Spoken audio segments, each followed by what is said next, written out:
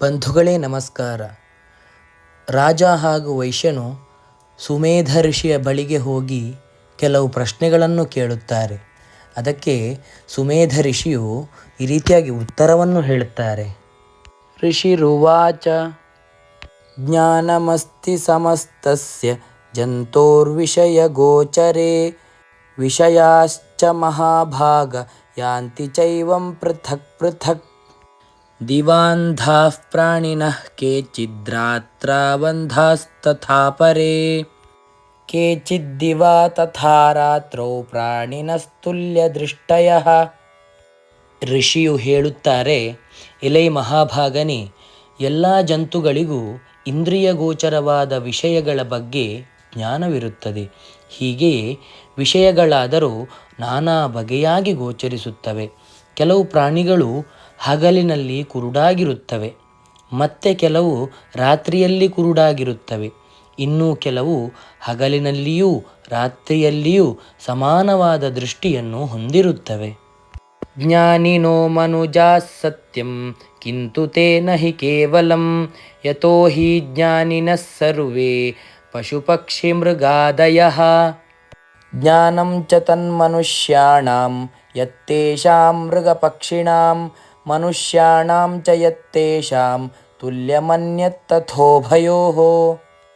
ಮನುಷ್ಯರು ಜ್ಞಾನ ಸಂಪನ್ನರೆಂಬುದೇನೋ ನಿಜವೇ, ಆದರೆ ಅವರು ಮಾತ್ರ ಜ್ಞಾನ ಸಂಪನ್ನರು ಎನ್ನುವುದಕ್ಕಾಗುವುದಿಲ್ಲ. ಉಳಿದ ಜೀವಜಾತವೆಲ್ಲವೂ ಜೀವಜಾತವಲ್ಲ ಎನ್ನುವುದಕ್ಕಾಗುವುದಿಲ್ಲ.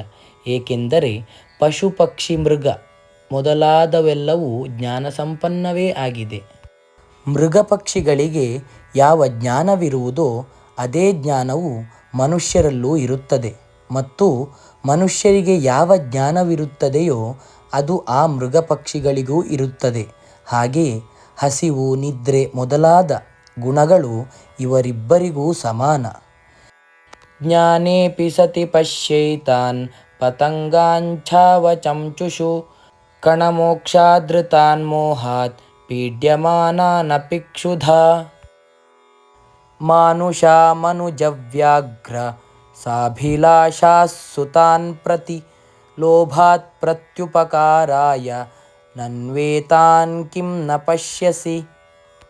ತಾವು ಹಸಿವಿನಿಂದ ಬಾಧಿಸಲ್ಪಡುತ್ತಿದ್ದರೂ ತಮ್ಮ ಹಸಿವನ್ನು ಇಂಗಿಸಿಕೊಳ್ಳಲು ಬೇಕಾದ ಜ್ಞಾನವಿದ್ದರೂ ತಾವು ತಂದಿರುವ ಕಾಳುಗಳನ್ನು ಆದರದಿಂದ ತಮ್ಮ ಮರಿಗಳ ಕೊಕ್ಕುಗಳಲ್ಲಿ ಹಾಕುತ್ತಿರುವ ಈ ಪಕ್ಷಿಗಳನ್ನು ನೋಡು.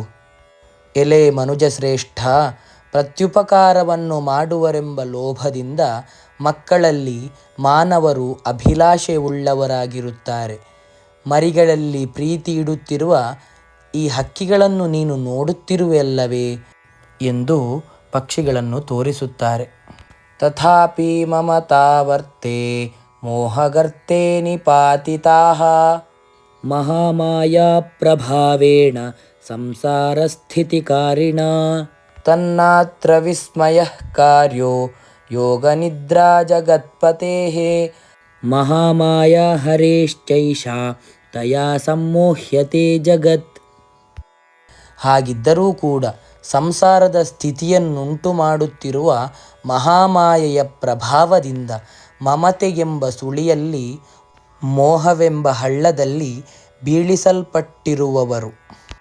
ಆದುದರಿಂದ ಈ ವಿಷಯದಲ್ಲಿ ವಿಸ್ಮಯ ಪಡಬೇಕಾದುದಿಲ್ಲ. ಜಗತ್ಪತಿಯ ಯೋಗನಿದ್ರೆಯಿದು, ಶ್ರೀಹರಿಯ ಮಹಾಮಾಯೆಯಿದು. ಇವಳಿಂದ ಜಗತ್ತು ಚೆನ್ನಾಗಿ ಮೋಹಗೊಳಿಸಲ್ಪಟ್ಟಿದೆ.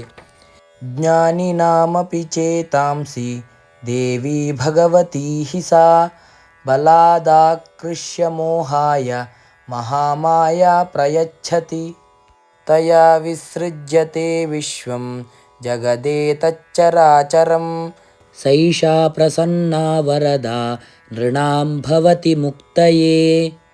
ದೇವಿಯೂ ಭಗವತಿಯೂ ಆದ ಆ ಮಹಾಮಾಯೆಯು ಜ್ಞಾನಿಗಳ ಮನಸ್ಸನ್ನೂ ಕೂಡ ಬಲಾತ್ಕಾರದಿಂದ ಸೆಳೆದು ಮೋಹಕ್ಕೆ ಸಿಲುಕುವಂತೆ ಮಾಡುತ್ತಾಳೆ. ಚರಾಚರ ಪ್ರಾಣಿವರ್ಗದಿಂದ ಕೂಡಿದ ಈ ಎಲ್ಲ ಜಗತ್ತು ಅವಳಿಂದ ಸೃಷ್ಟಿಸಲ್ಪಡುತ್ತದೆ. ಇವಳು ಪ್ರಸನ್ನಳಾದರೆ ನರರಿಗೆ ವರಗಳನ್ನು ಮುಕ್ತಿಯನ್ನೂ ಕೊಡುತ್ತಾಳೆ. ಸಾ ವಿದ್ಯಾ ಪರಮಾ ಮುಕ್ತೇರ್ಹೇತುಭೂತಾ ಸನಾತನಿ ಸಂಸಾರಬಂಧಹೇತುಶ್ಚ ಸೈವ ಸರ್ವೇಶ್ವರೇಶ್ವರಿ. ಮುಕ್ತಿಗೆ ಕಾರಣವಾದ ಮತ್ತು ಸನಾತನವಾದ ಪರಮಜ್ಞಾನವನ್ನು ಅವಳೇ ಕೊಡುತ್ತಾಳೆ. ಆ ಸರ್ವೇಶ್ವರಿಯೇ ಸಂಸಾರ ಬಂಧಕ್ಕೂ ಕಾರಣಳು ಎಂದು ಸುಮೇಧ ಋಷಿಯು ಉತ್ತರವನ್ನು ಕೊಡುತ್ತಾರೆ. ರಾಜೋವಾಚ ಭಗವಾನ್ ಕಾಹಿ ಸಾ ದೇವಿ ಮಹಾಮಾಯೇತಿ ಯಂ ಭವಾನ್ ಬ್ರವೀತಿ ಕಥಮುತ್ಪನ್ನ ಸಾ ಕರ್ಮಾಸ್ಯಾಶ್ಚ ಕಿಂ ದ್ವಿಜ ಯತ್ಪ್ರಭಾವಾ ಚ ಸಾ ದೇವಿ ಯತ್ಸ್ವರೂಪಾ ಯದುದ್ಭವಾ ತತ್ಸರ್ವಂ ಶ್ರೋತುಮಿಚ್ಛಾಮಿ ತ್ವತ್ತೋ ಬ್ರಹ್ಮವಿದಾಂ ವರ. ಹೀಗೆ ಮಹಾಮಾಯೆಯ ಕುರಿತಾಗಿ ಋಷಿಯು ವರ್ಣಿಸುತ್ತಾ ಇದ್ದ ಹಾಗೆ ರಾಜನು ಮುಂದೊಂದು ಪ್ರಶ್ನೆಯನ್ನಿಡುತ್ತಾನೆ. ಭಗವಂತನೇ, ಯಾವಳನ್ನು ನೀನು ಮಹಾಮಾಯೆ ಎಂದು ಕರೆಯುತ್ತಿರುವೆಯೋ ಆ ದೇವಿ ಯಾರು? ಅವಳು ಹೇಗೆ ಜನ್ಮವೆತ್ತಿದಳು? ಅವಳು ಮಾಡಿದ ಕಾರ್ಯಗಳೇನು? ಬ್ರಹ್ಮವಿದರಲ್ಲಿ ಶ್ರೇಷ್ಠನಾದ ಮುನಿಯೇ, ಆ ದೇವಿಯು ಎಂತಹ ಪ್ರಭಾವವುಳ್ಳವಳು, ಎಂತಹ ಸ್ವರೂಪವುಳ್ಳವಳು, ಇದೆಲ್ಲವನ್ನು ನಿನ್ನಿಂದ ಕೇಳಲು ಬಯಸುತ್ತೇನೆ ಎಂದು ರಾಜನು ಋಷಿಯ ಮುಂದೆ ಬಲವಾದ ಪ್ರಶ್ನೆಯನ್ನಿರಿಸಿದನು.